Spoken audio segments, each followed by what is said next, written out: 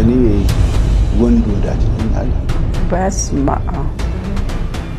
እና አንተንም እኔ ወድጄህ ነው፣ በጣም አፍቅሬህ ነው።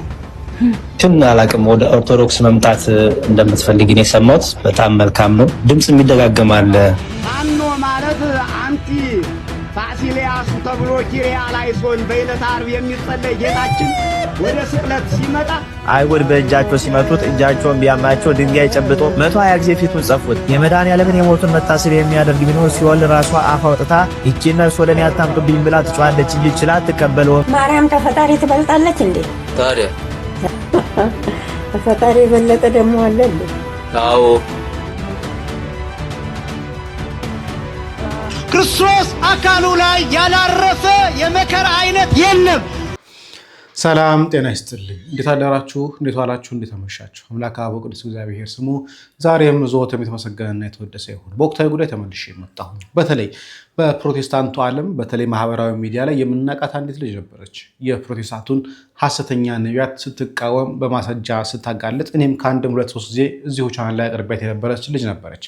ታዲያ ወደ ኦርቶዶክስ ወደ መጨረሻዋ ለመመለስ ዝግጅቷን እንደጨረሰች ተናግራለች። ወንድሞችም አግኝተዋት ምን እንዳሏት ላይቭ ላይ እንመለከታለን። ከዛ በተጨማሪ እንግዲህ አንድ አርቲስት ነበረ፣ አንተነህ የተባለ አርቲስት እንዴት ወደ ግብረ ሰዶማዊነት ሲመለምሉት እንደነበረ እና ሲያዘጋጁት እንደነበረ ተናግሯል። እኔ ግን ቀንጭቤ ለማቅረብ ሞክራለሁ። ነገረ ሕማማት እናነሳለን። ከዛ በተጨማሪ ግን የጠመጠመ ሁሉ ሊቅ እንዳልሆነ ደግሞ አንድ በጣም የሚያናድ ማሳያ ለማሳየት ሞክራለሁ። በጣም ደስ ማይል ቤተክርስቲያንን ለጠላት አሳልፎ የሚሰጥ አይነት ትርጓሜ ሲሰጡ የነበሩ ሰው ነበሩና የምንመለከተው የሚሆነው ታዲያ እስከ ፍጻሜ ድረስ ተከታተሉ። ከምን ጀምር ካላችሁኝ በጣም ካስገረመኝ የኢትዮጵያ እድገት አንዱ የሆነው ይህ እድገት ይመስለኛል። አሳያችሁ።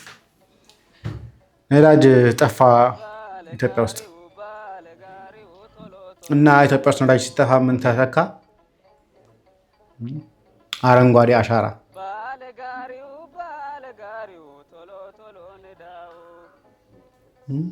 ከ7 ዓመት በፊት ድፍድፍ ነዳጅ አላት የተባለች ሀገር ይኸው ድፍድፍ ከሰል እየተመላለሰባት ነው ሀገሪቷ ላይ።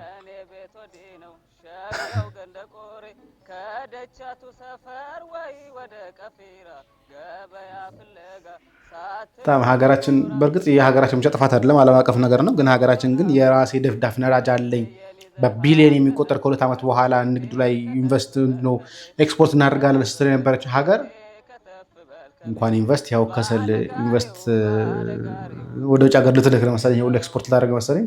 እኔ ወንድ ወዳጅ ነኝ አለ። በስማ እና አንተንም እኔ ወድጄህ ነው፣ በጣም አፍቅሬህ ነው እና ምናምን አለኝ። በኢየሱስ ስም ነው ያልኩት፣ እየሰማኝ ማለት ነው። ምን ሆነ ነው አንተ እንትን አይደለም ምናምን ነገር አልኩት። ፓስተር አይደለም ወይ? አዎ። እና ወድጄ አይደለም ግን ይሳካል። ስቴጅ ላይ እንዴ ቪዲዮዎቹን ባሳይሽ በግል ላሳይሽ ይችላል። ቪዲዮዎቹን ባሳይሽ አታምኚ። በቃ አሁን እኛም ጋር አሁን ጴንጤውም ጋር ብቻ ሳይሆን ኦርቶዶክሱም ጋር ሙስሊሙም ጋር ጴንጤውም ጋር በእንደዚህ አይነት ሁኔታ የተሰገሰጉ አሉ። መንፈስ እኮ ነው የከበደ መንፈስ። እዚህ ጋር ይሰብክሻል፣ የሚሰብከውን ግን አይኖረውም። በቃ እንትኑ ሌላ ነገር ነው። በስማ እንደውም አንድ ቄስ አባባል ነውና ቤተክርስቲያን ውስጥ ያስተማሩ ነው እና ለተቸገረ አብሉ፣ የተጠማንን ተንበሉ፣ ያላችሁን ስጡ፣ 2 ልብስ ያላችሁ 1 ለተቸገረ ስጡ ምናምን እያሉ ሲያስተምሩ ሚስታቸው ሰማች፣ እዛ ነበረች። እዛ ሄዱ፣ ልብሳቸውን አንስታ ሰጠች፣ ለሁሉ አከፋፈለች። እዛ መተው ልብስ የታለ? የምን ልብስ? እንደዚህ የምቀይረው ለሰው ሰጠው። ለምን ሰጠሽ? ማን ሲጫለሽ? አይ ቤተክርስቲያን ላይ እንደዚህ ብለው 2 ካሉት 1 ለሰው ስጡ ብለው ሲያስተምሩ ሰማው።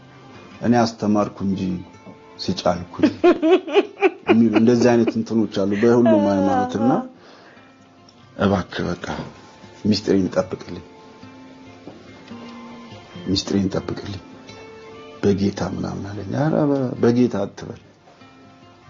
እኔ ይሄን አዝረከርካለሁ ማለት እንጂ መቼም እውነት ስንት ነው የሚያበላሽው እዛ ውስጥ አይ እዛው ለሱ ነው እንጂ እኔ በቃ ከዚህ በኋላ አትድረስብኝ አትደውል ለምን ከዛ በኋላ ደወለ ማለት ያ ሰው ሊሰብከኝ የሚችለው ሌላ ነገር ነው እያወቅኩኝ በቃ እንትን አትበል በስማ አሁን ምርጫ ስላጣክ አድናሃለሁ ነው እኔ አድናሃለሁ ብሎ ነው የገባው ና እንደዚህ ቦታ ምርጫ የለህም ና በግል ጸሎት አድርግልሃለሁ ምናምን ይለኛል አይ እኔ እኮ ኦርቶዶክስ ነኝ የሚጸልይልኝ አላጣሁ ምናምን ብለዋል አይ እንደዚህ እንዳታስብ በቃ ይሄ እኔ ኦርቶዶክስ ስለሆንኩኝ ምናምን ነገር እንዳትል በቃ እዚህ ጋር just ጸሎት ነው በኢየሱስ ክርስቶስ ነው ምናምን ሌላ ነገር የለውም ይለኛል እንደዚህ አይነትም ሰዎች አሉ በየቦታ ነው በጣም ከባድ እና ከባድ ነው ምን ፊል አረክ እንደዚህ ሲደጋገም በኢየሱስ ማለት ራሴን ነው የጠላሁት ልክ ባለፈው ከነገርኩሽ ታሪክ በላይ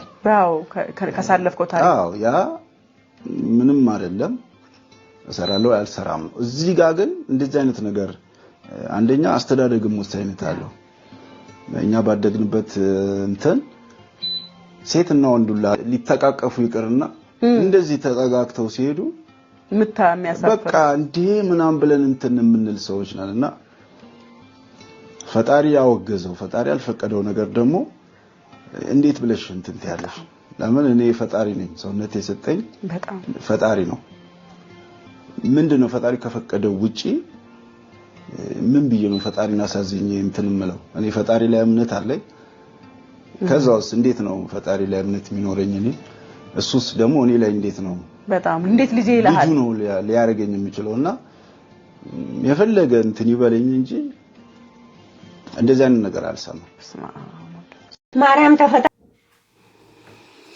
እናመሰግናለን እንግዲህ ይህ አርቲስት የገጠመውን ነገር እንግዲህ ገነት ንጋቱ ጋር ተገኝቶ ሰፊ ማብራሪያ ሰጥቷል እኔ ምናልባት ሐሳብ ማንሳት እንፈልገው ምንድነው በተለይ ፓስተር ሆኖ ብቻ ነው ስም ጠርቶ ማጋለጥ በነገራችን ላይ ለምን መሰላችሁ እንደዚህ አይነት ሰዎች ስር ሰደው ምን ያህል ሰው ያበላሹ እንደሆነና ሊያበላሹ እንደሚችሉ መገመት ቀላል ነገር ግን ዛሬ ስማቸው ቢጠራ ቢነገር ምናልባት ነገ እስካሁን ያበላሻቸው እንዳለ ሆኖ ግን ነገ ግን በእንዲህ አይነት ሰዎች እንዳይጠቁ ከእግዚአብሔር እንዳይርቁ አይደል ግብረ ሰዶማዊነትን እንዳያስፋፉ ግን መግቻ ይሆናል ብዬ አስባለሁ ኃጢአት ነው ግን ይህ ሰው ደግሞ መቅጣት አለበት ወይ ደግሞ ይህን ስራ ማቆም አለበት ይህን ስራ ማያቆም ከሆነ እንዳትናገርብኝ እያለ ስራውን ግን የሚቀጥል ከሆነ አንደኛ ግብረ ሰዶማዊነት እያሰፋ ነው ሁለተኛ ደግሞ ያልሆነ ማህበረሰብ እየፈጠረ ነው እግዚአብሔር ዓለምን ሊያጠፋበት የሚችልበትን ማህበረሰብ እያሰፋ ያለው ማለት ነው ግብረ ሰዶማዊነት እግዚአብሔር ዓለምን የሚያጠፋበት ማህበረሰብ ስለሆነ ሁለተኛ ነገር ደግሞ ከሃይማኖት አንፃር ደግሞ ያነሳው ሐሳብ አለ ጀስት ጸሎት ብቻ ነው ጀስት ጸሎት ብቻ አይደለም ክህደትም ጭምር ነው ወረጋስ የኛ ኢየሱስና የነሱ ኢየሱስ የተለያየ ነው በኋላ ላይ እንመለከተዋለን ምንም የሚገናኝ ኢየሱስ የለም ስም ኢየሱስ ለተባለ ብቻ ኢየሱስ አያደርገውም ስለዚህ የተለያየ ነው ኢየሱስ ማንነት ላይ ስለሆነ አንተ ኢየሱስ ለሆነና እኔ ኢየሱስ ምለው ኢየሱስ የተለያየ ነው ማንነታቸው የተለያየ ነው የባህሪ ጉዳይ ያለያየናል የቅድስና ጉዳይ ያለያየናል የኩነት ጉዳይ ያለያየናል ስለዚህ የሚያገናኘን ነገር የለም ስለዚህ እዛው ራስን መንፈቅናን ያዘው ለኛ ግን ኢየሱሳችንን ተውልን ማለት ነው ያለብን ሌላኛው ፌስቡክ ላይ አይቼው ነበረ ደግነቱ ወንድማችን አቢኒስ ቪዲዮ ስለሰራበት ላቀርብላችሁ ማርያም ተፈጣሪ ትበልጣለች እንዴ ታዲያ ተፈጣሪ የበለጠ ደግሞ አለ እንዴ አዎ እኔ እንጃ እንግዲህ እናንተ ታውቁ ይሆናል የማውቀው ተፈጣሪ የበለጠ የለም ማርያም አለች ድንግል ማርያም ከፈጣሪ ትበልጣለች እያለ ሊያሳምናቸው በጣም እየሞከረ ነበርና እሳቸውም እንግዲህ የእውነተኛዋ የዚች ቤተክርስቲያን ልጅ ስለሆኑ አይ ከፈጣሪማ የሚበልጥ የለም እንዴት ማርያም ከፈጣሪ ትበልጣለች እያሉ ሰምተናቸዋልና ምናልባት ወንድሜ ኦርቶዶክስ ከሆንክ እንደው ምን አስበህ ነው ምን እንዲሉስ ፈልገህ ነው አንተ ራስን ኦርቶዶክስ እንደሆንክ ሌሎች እንዲያውቁ አንተ በምትናገረው ነገር ደግሞ እቺን የኦርቶዶክስ ቤተክርስቲያንን ለማሰደብ ከሆነ እንግዲህ ፍረዱ ሁላችሁም በጣም ነው የሚያሳዝነው በዚህ ርቀት መሄድ ማለት ነው ኦርቶዶክስ ከሆንክ ግን የምር በጣም ነው ምንድነው ፍላጎትህ ምንድነው ሐሳብህ ስለገ ዕውቀት እንኳን ባይኖራቸው የኦርቶዶክስ እምነት ተከታይ እምነታቸው ይሄ ነው ማርያም ከፈጣሪ ትበልጣለች ብሎ የሚያስብ አንድም አማኝ የለም በቃ ከፈጣሪ በላይ ማንንም የለም ይሄ የኛ ቤተክርስቲያን ቤተ እምነታችን አስተምህሮ ነውና ማንም በዚህ ያልተማረ ገጠር ውስጥ ያለች ያልተማረች እናት እንኳን ይሄን ጠንቅቃ ታውቃለች። ምናልባት ውዥንብር ለመፍጠር ከሆነ እሳቸውም የኦርቶዶክስ እምነት ተከታይ ናቸው። እምነታቸውም ትክክለኛዋ ያደጉባት የዚች የቤተክርስቲያን እምነት ደግሞ ይሄ ነው። እመቤታችን ከፈጣሪ አትበልጥም፣ ከፈጣሪ የሚበልጥ ማንም የለም እና ጾሙን በሰላም ያስጨርሳችሁ። ክርስቶስ አካል በነሽ ላይ አላወቀውም እንጂ ምናልባት ቪዲዮ ቫይራል ይወጣልኛል ብሎ አስቦ አሊያም ደግሞ ሰው ይስቅልኛል ብሎ አስቦ ወይ ደግሞ እሷን አሳስተበት ይሆናል ብሎ አስቦ ሳያውቅም ይሁን አውቆ ምንፍቅና ነው የዘራው። በነገራችን ከፈጣሪ ሰዎች ፍጡራን ይበልጣሉ ብሎ መናገር ክህደት ነው። በቃ ምንም ጽንፍ የወጣ ክህደት ነው። እኔ ከእግዚአብሔር ልበልጥ አልችልም፣ ልበልጥ አይደለም ልወዳደር አልችልም። ፍጥረት አመድ ትቢያ ስለሆንኩ እመቤታችንም ፍጥረት ናት። ምንም ያህል ብንወዳት፣ ምንም ያህል ከፍጡራን በላይ ቅድስና ተሰጥቷት ከፍጥረት ሁሉ በላይ ከፈጣሪ በታች ነች ብንናገርም ንግግራችን ራሱ ከፈጣሪ በታች ከፍጡራን በላይ እንጂ ከፈጣሪ በላይ አይደለም ያላት። እንደዛም ብለን ብንናገርላት ፍጡር መሆኗን የምንዘነጋ አይደለም፣ ፍጡር ስለሆነች። ግን ይህ ልጅ ግን ምናልባት ቪዲዮ ይታይልኛል ብሎ ቫይራል ይወጣልኛል ብሎ አስቦ ግን ሳያውቀው ክህደት ውስጥ ገብቷል እና ኦርቶዶክስ ከሆነ ንስሐ ቢገባበት ቪዲዮ ጥቅም ስለሌለው ክርስቶስ አካሉ ላይ ያላረፈ የመከራ አይነት የለም። ሁሉም አካሉ ላይ ምንም አይነት ስቃይ፣ ሁሉም አይነት ስቃይ ያርፉበታል። ሁሉ ከራስ ጠጉሩ እስከ እግር ጥፍሩ ድረስ ድርሳነ ማህየዊ ይናገራል። ክርስቶስን የገረፉት ወታደሮች፣ ያሰቃዩት ወታደሮች 570 ወታደሮች ናቸው ይላል። ስንት ወታደሮች ናቸው? 570 ወታደሮች ናቸው። ወታደሮቹ አይሁዳውያን አይደሉም፣ እስራኤላውያን አይደሉም፣ ሮማውያን ናቸው። ምን ማለት ነው? አህዛብ ናቸው። ምን ማለት ነው? አይጾሙም፣ አይጸልዩም፣ አይሰግዱም፣ ስፖርት ይሰራሉ፣ እንደ ወታደር ይኖራሉ። ጡንቻቸው ጠንካራ ነው። ጨካኞች ናቸው። 570 ወታደር እያንዳንዱ ብዙ አይነት መከራ ክርስቶስ ላይ ያሳርፋል። እያንዳንዱ አሁንም ድርሳነ ማህየዊ የመከራውን ቁጥር ሲናገር 19125 የመከራ አይነት ተቀብሏል ይላል። 19125 ብር አይደለም፣ ሳንቲም አይደለም፣ የደሞዝ ቁጥር አይደለም፣ የመከራ ቁጥር ነው የነገርኳችሁ። 19125 የመከራው ዝርዝር ቁጥር አይደለም፣ የመከራው አይነት ነው የነገርኳችሁ። ክርስቶስ ወደ ሊቃነ ካህናቱ ሲሄድ በአለት እየተጎተተ ነው ሄደው። ይሄን ታውቃላችሁ? በአለት ጥሩ ቦታ ተፈልጎ ድንጋይ ያለበት ሹል ድንጋይ ያለበት ቦታ ተፈልጎ አንገቱ ላይ ገመድ ታስሮ መሬት ላይ ሲወድቅ ያውም በጀርባው አይደለም በአፍጢሙ ተደፍቶ በአለቱ እየተጎተተ እየተፈጠፈጠ ነው ወደ ሊቃነ ካህናቱ ሄደው። ደሙን አይጠርጉለትም ነበር። ደሙን አይጠርጉለትም ነበር። እንዳውም ፊቱን እየሸፈኑ ይፈቱት ነበር። ጭንቅላቱ ላይ በትር ያሳረፉበት ነበር። ተነበይ ለነ አንተ ክርስቶስ ከሆንክ ትንቢት ተናገር፣ ማን ነው የመጣህ ይሉት ነበር። ፊቱን ከገለጡት በኋላ ምራቃቸውን ይተፉበት ነበር። ሁሉንም አይነት ስድብ ተሰድቧል። ሁሉንም አይነት መከራ፣ ሁሉንም አይነት ስቃይ ተቀብሏል ክርስቶስ። መታረድ ማለት ይሄ ነው። ላዩ ላይ 70 የሚደርስ የብረት እሾህ ጭንቅላቱ ላይ ተደርጓል። ከ70 ውስጥ ይላል ድርሳነ ማህየዊ አንዱ ረጅም ነው ይላል። አንዱ በአናቱ በጭንቅላቱ ትክክል የተደረገ ነው። በሚስማር በመዶሻ ከላይ ሲመቱት እስከ ልቡ ድረስ ይወጋው ነበር። እስከ ልቡ ድረስ ውስጥ ለውስጥ። ይሄ ሁሉ ሆኖ ምን እንደሚል ታውቃላችሁ? የሚያደርጉትን አያውቁምና ምን በላቸው? አባቱ ይቅር በላቸው። አይሁድ በእጃቸው ሲመቱት እጃቸውን ቢያማቸው ድንጋይ ጨብጦ 120 ጊዜ ፊቱን ጸፉት። የመድኃኒዓለምን የሞቱን መታሰቢያ የሚያደርግ ቢኖር ሲኦል ራሷ አፍ አውጥታ ይህችን ነፍስ ወደ እኔ አታምጡብኝ ብላ ትጮኻለች እንጂ ችላ አትቀበለውም። የሞቱን መታሰቢያ የሚያደርግ ኃጢአተኛ እንኳ ቢሆን ሲኦልን አያያትም። 6666 ጊዜ ጽኑ ግርፋትን ገረፉት። በእነዚህ ሁሉ ግርፋት ወቅት 366 ጊዜ ስጋው ተቆርሶ መሬት ላይ ወድቆ ዛሬ በዚህ መርሐ ግብራችን ጌታችን መድኃኒታችን ኢየሱስ ክርስቶስ ለሰው ልጆች ብሎ የተቀበላቸውን መከራዎች ሁሉን እንመለከታለን። ሌሎች እንዲዳረስ ሼር አድርጉት። በኮሜንት መድኃኒዓለም ክርስቶስ እያላችሁ ጻፉልኝ። የጥምቀት ወገኖች የሆንን የተዋሕዶ ልጆች ሁላችን የመድኃኒታችንን ሞቱን በአንክሮ እናዘክር ዘንድ የልቦናችንን አይን ወደ ቀራንዮ እናንሳ። እነሆ ክፉዎች አይሁድ ሰይጣን ልባቸውን አስቶታልና እንደ ወረንጦና እንደ ወስፌ እንደ መርፌም ያለ 300 እሾህ ያለው ስረ ወጽ አድርገው አክሊል ሰርተው ከፍላት አግብተው በውጠት አንስተው ኢየሱስ ናዝራዊ ንጉሥ ነህ ዘውድ ይገባል ብለው በራሱ ላይ ደፉበት። ለአክሊለ ሦኩም 73 ስቁረት ነበረው። ራሳቸው እንደ መሮ ወርዳቸው እንደ ወረድ አራት ማዕዘን አሰርተው ቁመታቸውን ክንድ ከስንዝር ስለታቸውን እንደ ወስፌ አድርገው 73 ችንካሮች ሰርቶ በ73ቱ ስቁረት አግብተው በጌታችን በራሱ ላይ ቢመቱበት ስጋ ለስጋ ገብቶ መሃል ልቡን ወጋው። አክሊለ ሦኩም በራሱ ላይ አድርገው ሲያበቁ ከቤት ወደ አደባባይ እያመላለሱ ንጉሥ ሆይ እያሉ ምራቃቸውን እየተፉበት ተዘባበቱበት። መስቀል አሸክሞ ከሊጦስ ተራ እስከ ቀራንዮ ድረስ እያዳፉ ሲወስዱት 136 ጊዜ በምድር ላይ ጣሉት። ከኋላ ያሉት ፍጠን እያሉ ገፍተው ይጥሉታል። ከፊት ያሉት ደግሞ ምን ያስቸኩላል እያሉ መልሶ ገፍተው ይጥሉታል። ከዚህም በኋላ ክፉዎች አይሁድ ቁመታቸውን ክንድ ከስንዝር ስለታቸውን ደግሞ እንደ ወስፌ የሆኑ 5 ችንካሮችን ሰርተው ሳዶር በሚባለው ችንካር ቀኝ እጁን፣ አላዶር ግራ እጁን፣ ዳናት 2 እግሮቹን፣ አዴራ መሃል ልቡን፣ ሮዳስ ደረቱን ቸንክረው የአዳም ራስ ቅል ባለበት ቀራንዮ አደባባይ ላይ ሰቅለውታል። ክፉዎች አይሁድ መድኃኒዓለም ክርስቶስን እንደያዙት የኋሊት አስረው አፍንጫውን 25 ጊዜ ቢመቱት ደሙ በመሬት ላይ እንደዋ ፈሰሰ። ከጌቴሴማኒ እስከ ሐና ቤት ድረስ አስረው የፊተኞቹ ሲጎትቱት የኋለኞቹ እየለቀቁት፣ የኋለኞቹ በተራቸው ሲጎትቱት የፊተኞቹ ይለቁታል።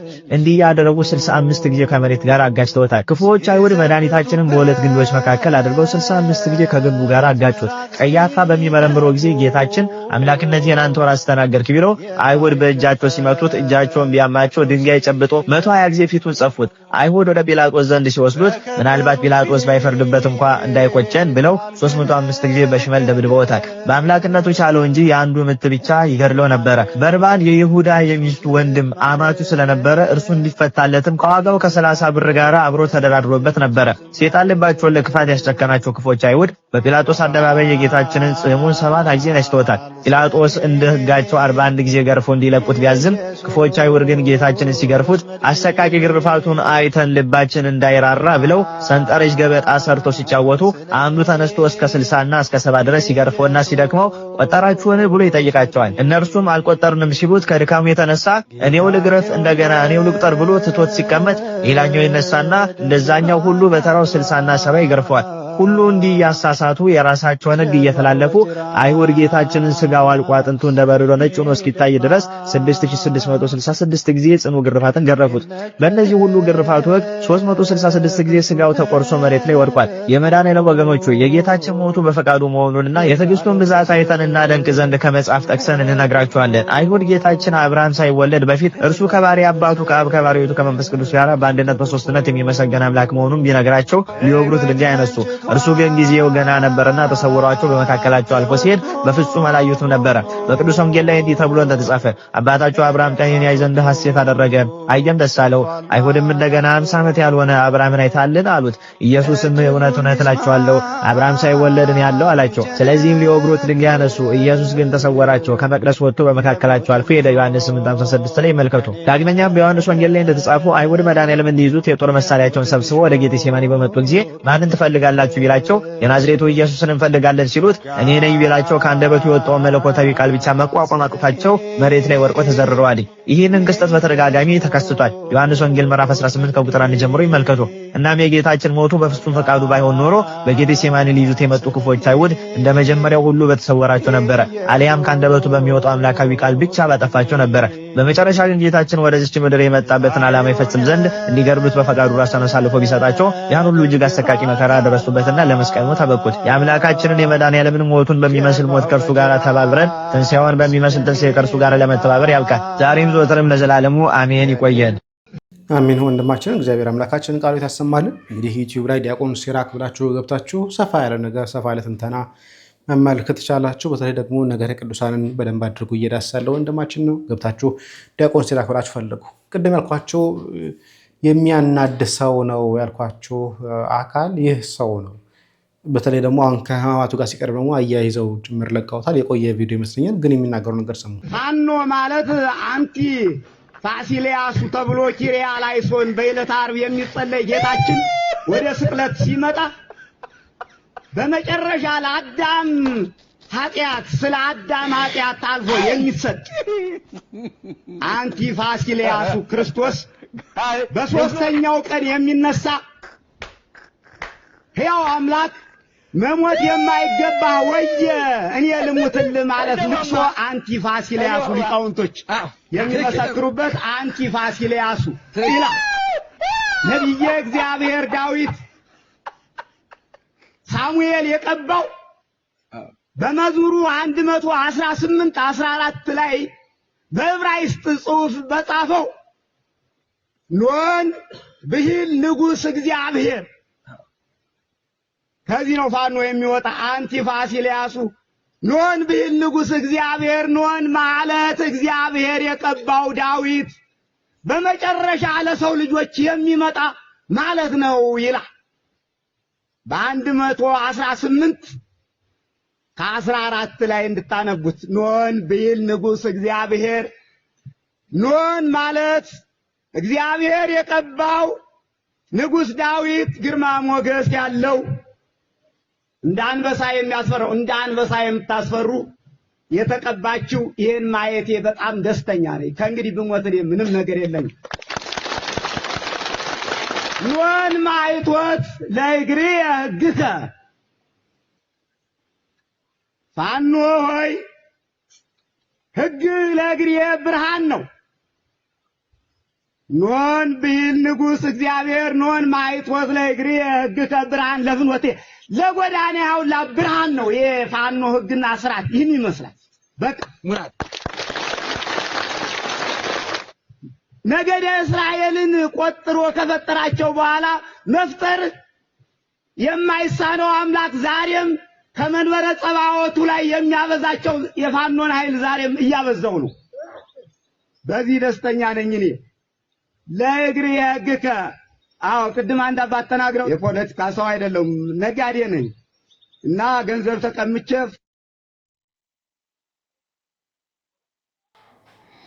እንግዲህ ትልቁ ችግር ይሄ ነው። የጠመጠመ ሁሉ ሊቅ እንዳልሆነ እንድታዩት የምፈልገው ለዚህ ነው። ኖን የሚለውን መዝሙር 16 ላይ መዝሙር 118 ላይ ያለው ይሄ ህዋት የእግዚአብሔር ህዎ ስሞች የሚባሉ 22 አሌፋት የሚባሉትን ጠቅሶ ከዛ ውስጥ አንዱ ኖንን ጠቅሶ ያ ማለት ፋኖ ነው አለ። ሃው እንዴት ነው የሆነው? ኖን የሚለው ስመ እግዚአብሔር አዳም ሲጠራበት ነበረ ተብሎ በሊቃውንቱ የሚጠራው እግዚአብሔር የሚለመንበት ስም ነው ተብሎ የሚጠራውን ስመ እግዚአብሔርን ህቡዕ ስም የሆነውን ከ22 አሌፋት አንዱ የሆነውን ኖን የት የሚለውን ፋኖ ብሎ ወዴት እንደተረጎሙት መድኃኔዓለም ክርስቶስ ይወቅ። በነገራችን ላይ አንዳንዶች ቤተክርስቲያን ለማጥቃት የሚጠቀሙበት እንደዚህ አይነት ሰዎችን ቪዲዮ እየያዙ ነው። በሆነ ጊዜ ላይ የትግራይ ጦርነት ላይ የኛ አባቶች ግር ብለው ሄደው በደንብ አድርገው ትግራይን ማህበረሰብ ሲያጠለሹ ያ ቪዲዮ አለ። አሁን እስካሁን ድረስ ማንም አልሞተም ሲሉ ቪዲዮዎች አሉ። ማንም የተገደለ የለም ህዝባዊ ሆኖ የተገደለ የለም ሲሉ ቪዲዮዎች አሉ። ግን ህዝብ አልቋል። ህዝብ ሞቷል። ህዝብ ተጨፍጭፏል። መከላከያውን ሲያበረታቱ የነበሩ አካላት ነበሩ ፓትርያርኩን ለማጠልሸት አስበው። አሁንም ቪዲዮዎቹ አሉ። አሁንም ደግሞ ፋኖ ይልና ስመ እግዚአብሔር ህቡዕ የሆነውን እግዚአብሔርን ሰማምቶ ልክክ ያደርጋል። ከየት አመጣኸው? የትርጓሜ ላይ ያገኘው ምን አገባው? ጠምጥሟል። ስለዚህ ኦርቶዶክስ ሊቅ ነው የሚባለው። ስለዚህ ተረጉመዋል። ከዛ በኋላ በዚህ ምክንያት ቤተክርስቲያን ጠልሻለች። ኮሜንት እንዳያችሁት ፋኖ ማለት ቤተክርስቲያን የክርስቲያኖች ማህበር ነው የምንለው ለዚህ ነው ይላል።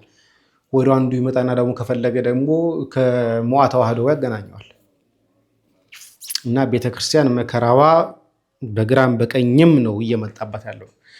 ይቺ ልጅ የምታስታውሷት ከሆነ ከዚህ በፊት አቅርቤላችሁ ነበረ 2 3 4 ፓስተሮችን በደንብ አድርገ ቪዲዮ እንዳለ ፓስተሮችን ማጋለጥ ነው። ታዲያ አሁን ላይ በቀኝ ያለች ይመስለኛል። ግን በቀኝ ከማለቷ ፊት ያለውን ቪዲዮ ጋር አንድ ቪዲዮ አሳያችሁ ዛው ላይ ብላይ። በጣም ይቅርታ በፍቃድ እግዚአብሔር የእግዚአብሔር ልጅ ሆነበት ነው ያልከኝ። እሱ ደግሞ ሌላ ዲቫይን ፍሪደም ሌላ ትምህርት ነው። እሱ ሲሪየሲቲውን ራሱን ማውራት ያስፈልጋል። ሌላ ኬዝ ነው እሱ። እሺ ታቋና ኖ ቆይ አንዴ ይቅርታ። በፍቃድ እግዚአብሔር የእግዚአብሔር ልጅ ሆነበት የሚባል ትምህርት አለ እንዴ? በስላሴ እግዚአብሔር ሳይሆን ያልኩትኝ በፍቃድ የእግዚአብሔር ልጅ ሆኖ ስለተወለደ ነው ያልኩት። ምን ማለት ነው? በፍቃድ የእግዚአብሔር ልጅ ሆኖ ማለት እሺ ክርስቶስ በፈቃድ እግዚአብሔር ልጅ ሆነ ምን ማለት ነው? ከዘላለም ማለትም እግዚአብሔር እርሱ በመጀመሪያ ቃል ነበረ፣ ቃልም በእግዚአብሔር ዘንድ ነበረ፣ ቃልም እግዚአብሔር ነበረ ስለሚለው ዮሐንስ ይህ ደግሞ አንድ ልጅ ተብሎ የተጠራው በአባቱ ዘንድ ነበረ ተብሎ የተጠራው ነው በዛው በዮሐንስ ወንጌል ምዕራፍ 1 ላይ። ስለዚህ ከዘላለም በአባቱ ዘንድ የነበረ ልጅ ነበረ። ይህ ልጅነቱን ደግሞ በፈቃድ እግዚአብሔር ልጅ የሆነ ነው እንላለን። ስለምን ፈቃድ ነው የምታወራኝ? ይቅርታና አየላ እንደሚታረግልም ፕሊስ። እሺ በፈቃድ ስለምን ምናምን ስሉስ ቅዱስ ስለምን ፈቃድ ነው እየነገርከኝ? የማን ማለት ፈቃድ ስትል የማን ፈቃድ ነው እየነገርከኝ ያለው? የስሉስ ቅዱስ አባባት የሆነበት ወልድ ልጅ የሆነበት መንፈስ ቅዱስ ሰራጽ የሆነበት የምን ፈቃድ አልገባኝም። በሌለበት ጊዜ ውስጥ ይህን ፈቃድ ስትል የምን ፈቃድ ነው የምታወራው? አልገባኝም። አሁን የክርስቶስ የወልድ የአብ ልጅነቱ በፈቃድ ነው ስትል አልገባኝም። ምን ማለት ነው? እሱ እኮ ዲቫይን ፍሪደም ነው። ሲሪየሲቲ ያለው የራሱ ትምህርት አለው እኮ። ሌላው ላይ እናወራ ወይስ እሱን እናብራራው?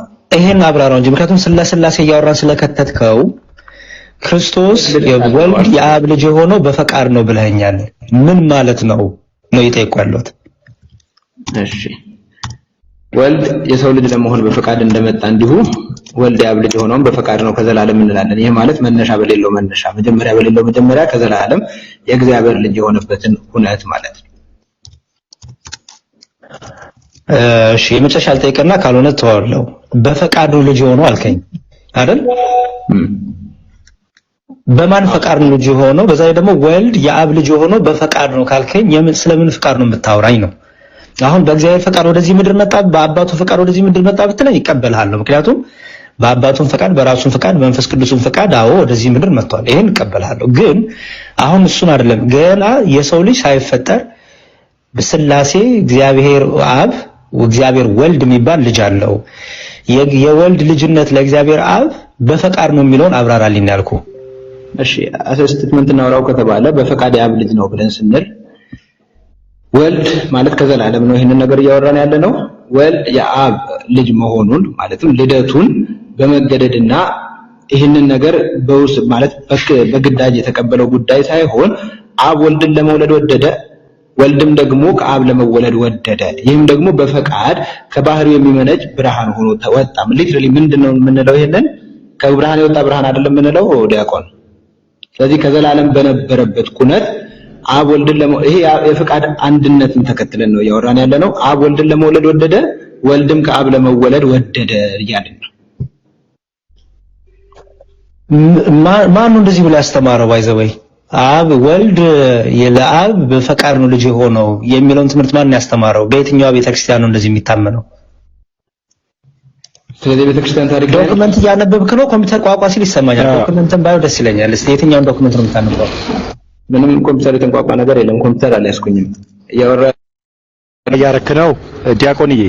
ዲያቆን ወይ ተሜ፣ አሁን ይሄ በነፈሰበት መጥቶ የሚገባ ልጅ ነው እውነተኛ ብርሃንና እቺ ልጅ ኦርቶዶክስ እንድትሆን የሚያስፈልጋትን ነገር ብንነግራት ሞር አይሻልም? አሁን ይሄ ክርክር ነው የሚወደው አላቅም። ወደ ኦርቶዶክስ መምጣት እንደምትፈልግ ነው የሰማሁት። በጣም መልካም ነው። ድምጽ የሚደጋገማል። ኦኬ እንግዲህ ወደ ኦርቶዶክስ የምትመጪ ከሆነ ትምህርት ነው የምናስተምርሽ። እንግዲህ ኦርቶዶክሳዊ ቤተክርስቲያናችን ከአንድ ሰው ወደ ቤተክርስቲያን እመጣለሁ እመለሳለሁ ሲል እጅን አውጣ፣ አንድ ቁጥር ጻፍ፣ አይንን ጨፍን፣ ጌታን ተቀበል፣ ጸድቀሃል፣ ድነሃል በሚል አይደለም። ትምህርት ነው የምናስተምረው። መጀመሪያ ትምህርታችን አምስቱ አዕማደ ምስጢራት ይባላል። የሃይማኖት ፒላር ይባላል፣ ወይም የእምነታችን መሰረቶች ይባላሉ። እነዚህ ወይም አንድ ኦርቶዶክሳዊ እምነቱን የሚያጸናበት፣ እምነቱን የሚተክልበት እምነቱ የሆነው ሃይማኖት ማለት በነገራችን ላይ ሃይማኖት እና እምነት በመጽሐፍ ቅዱስ ኢንተርቼንጅብሊ ይጠቀማል፣ እየቀያየረ ይጠቀማል። እነዚህ አምስቱ አዕማደ ምስጢራት የምንላቸው ምስጢረ ሥላሴ፣ የእግዚአብሔር አንድነትና ሶስትነት። እግዚአብሔር አንድ ነው፣ እግዚአብሔር ደግሞ ሶስትም ነው። ልዩ ሶስትነት፣ ልዩ አንድነት እንላለን። እግዚአብሔር ራሱ እንደገለጠ እግዚአብሔር በመንነቱና በማንነቱ የምንረዳበት ነው። ምክንያቱም መጀመሪያ ሰው እግዚአብሔርን ሳያውቅ የእግዚአብሔርን አንድነትና ሶስትነት ሳያውቅ ክርስቶስን አውቃለሁ ማለት አይችልም። ኦኬ ስለዚህ ከነገረ ስላሴ እንጀምራለን ማለት ነው። የእግዚአብሔር አንድነትና ሶስትነት በብሉይ ኪዳን በሐዲስ ኪዳን እሱን የመጀመሪያው ትምህርት ነው። ቀጥሎ ደግሞ ስጋዌ እንላለን። የክርስቶስ ሰው መሆን አካላዊ ቃል ሰው ሆነ ቃልም ስጋ ሆነ የሚለው ዮሐንስ ወንጌል ምዕራፍ 1 ቁጥር 14 ላይ ማለት ነውና ስጋዌ ብለን ደግሞ የእግዚአብሔር ልጅ እግዚአብሔር የሆነው አካላዊ ቃል ኢየሱስ ክርስቶስ የአብ ኃይሉ የአብ ጥበቡ የአብ ቀኙ የተባለው ኢየሱስ ክርስቶስ የእግዚአብሔር አብ ልጅ ሁለት ልደት ያለው ኢየሱስ ክርስቶስ የመጀመሪያ ልደቱ ከአብ ቅድመ ዓለም ሳይፈጠር የባህሪ ልጅ ሆኖ የተወለደ ድህረ ዓለም ደግሞ ዓለም ከተፈጠረ በኋላ ደግሞ ከእመቤታችን ከንጽሕት ድንግል ማርያም ከስጋዋ ስጋ ነስቶ ሰው ሆነ ስንል ሁለት ልደት አሉ። ስለዚህ የእግዚአብሔር ልጅ የሰው ልጅ ይባላል ማለት ነው። ይሄንን እንግዲህ ስጋዊ ብለን እናስተምራለን። እኛ በኦርቶዶክሳዊ ተዋሕዶ ቤተክርስቲያናችን ኢየሱስ ክርስቶስ ሰው ከሆነ በኋላ አካላዊ ቃል ሰው ከሆነ በኋላ ቃል ስጋ ከሆነ በኋላ ስግው ቃል አለ። ስግው ቃል ያልነው ለምንድን ነው? እርሱ አንድ ባህሪ አንድ አካል ብለን እናምናለን ነው። አንድ አካል ሁለት ባህሪ የሚባል ትምህርት የለንም እኛ ፈጽሞ። አንድ አካል አንድ ባህሪ ብለን እናስተምራለን። ይሄ ስጋዌ ይባላል ማለት ነው። በዚህ ውስጥ የነገረ ድነት ትምህርታችን ክርስቶስ ስለኛ የከፈለው ሕማም መከራ ሁሉ ይነሳል። ሚስጥረ ስላሴ ያልኩኝ፣ ሚስጥረ ስጋዌ ያልኩኝ፣ ቀጥሎ ደግሞ ሚስጥረ ጥምቀት እንላለን። ኢየሱስ ክርስቶስ በ30 ዘመኑ ተጠምቋል። ኢየሱስ ክርስቶስ ጥምቀትን ያስተማረበት ስለ ጥምቀት የተናገረበት ብዙ ክፍሎች አሉ። የመጀመሪያው እንግዲህ ዮሐንስ ወንጌል ምዕራፍ 3 አለ። ምን የሚለው ሰው ከውሃና ከመንፈስ ካልተወለደ በቀር ዳግመኛ ወደ እግዚአብሔር መንግስት ሊገባ አይችልም። በአብ በወልድ በመንፈስ ቅዱስም አጥምቁ፣ ያመነ የጠመቀ ይድናል። ኋላም ደግሞ ሐዋርያት ደግሞ ስለ ጥምቀት ያስተማሩታል። ስለዚህ በሚስጥረ ጥምቀት ላይ እነዚህን ትምህርቶች እንማራለን። ከዛ ደግሞ ምንድነው ሚስጥረ ቅዱስ ቁርባን እንማራለን። ሚስጥረ ቅዱስ ቁርባን እንማራለን። አምላካችን ኢየሱስ ክርስቶስ በማቴዎስ ወንጌል ምዕራፍ 26 ቁጥር 26 ላይ እነሆ ራት ሲበሉ ተነሳ፣ አነሳ፣ ህብስቱን ቆረሰ፣ ይህ ስለናንተ የሚቆረሰው ስጋዬ ነው፣ እንካችሁ ብሉ ጠጡ ብሎ ሰጣቸው። ጽዋውንም አንስቶ ይህ ለኃጢአት ይቅርታ የሚፈሰው የአዲስ ኪዳን ደሜ ነው ብሎ ይህን ጠጡ አላቸው። ስለዚህ በሚስጥረ ቁርባን ላይ ደግሞ እውነተኛ የጌታ ስጋና ደም፣ ህብስቱ እውነተኛ የጌታ ስጋ ነው፣ ጽዋው እውነተኛ የጌታ ደም ነው ብለን የምንማርበት ነው። ከዛ እንግዲህ መጨረሻ ላይ ትንሣኤ ሙታን ነው። ትንሣኤ ሙታን ይባላል የመጨረሻው ትምህርታችን። ሙታን የሚነሱበት የእግዚአብሔር ልጅ ይመጣበት በሰማይ የተወጋጆቹን እያየን እንግዲህ የወጉት ሁሉ ዋይ ዋይ እያሉ የሚያለቅሱበት ዮሐንስ ራእይ ላይ እንደተነገረው የማቴዎስ ወንጌል ምዕራፍ 4 ላይ ደግሞ በጎቹን በቀኙ ፍየሎቹን በግራ አቁሞ እናንተ የአባቴ ብሩካን ኑ ወደ ተዘጋጀላችሁ ግቡ የዘላለም ሕይወት ግቡ የሚልበት እና እናንተ እርጉማን ደግሞ ሂዱ የሚልበት ያቺ ቀን ደግሞ ትንሣኤ ሙታን የምንላት የሙታን መቀስቀስ የሙታን መነሳት የምንላት በክርስቶስ አምነው ያንቀላፉ በመልካም ስራቸው የሚገለጡበት በክርስቶስ ወንበር ፊት በመልካም ምግባራቸው የሚገለጡበት በመንግግር በቃል ብቻ ሳይሆን በህይወትም የሚኖሩ የሚገለጡበት ነው። ክርስትና ህይወት ስለሆነ ክርስትና ሽለላ ፉከራ ቀረቱ አይደለም። ክርስትና ህይወት ነው። ያለ ህይወት ክርስትና ዕውቀት ብቻ ነው። ዕውቀት ደግሞ አያድንም። ዕውቀት ብቻ ምንም አያደርግም። ሙት ነው ይላል እዚህ ያዕቆብ መልእክት ላይ ስራ የሌለው እምነት የሞተ ነው ይለዋል። በቃ የሞተ ነው እና በስራቸው በህይወታቸው ክርስቶስን ያስደሰቱ እናንተ ብሩካን ተብሎ ያኔ ምስራች የሚሰሙበት ነው። የማቴዎስ ወንጌል ምዕራፍ 24 ላይ እንደምናነበው ተርቤ አብልታችሁኛል፣ ተጠምቼ አጠጥታችሁኛል፣ ታርዤ አልብሳችሁኛል ሲላቸው በቀኝ የቆሙት ጻድቃኖቹ ጌታ ሆይ ይህንን መቼ አደረግን? የት አግኝተን አደረግን ይላሉ። አርገውት እኮ ነበረ። ግን ጻድቃን ትዕቢተኛ አይደሉም። ትክክለኛ ክርስቲያኖች ትምክህተኛ አይደሉም። ኢጎ የለባቸውም። አርጋለሁ እንዲያርጋለሁ በዚህ ወጥቻለሁ አይሉም።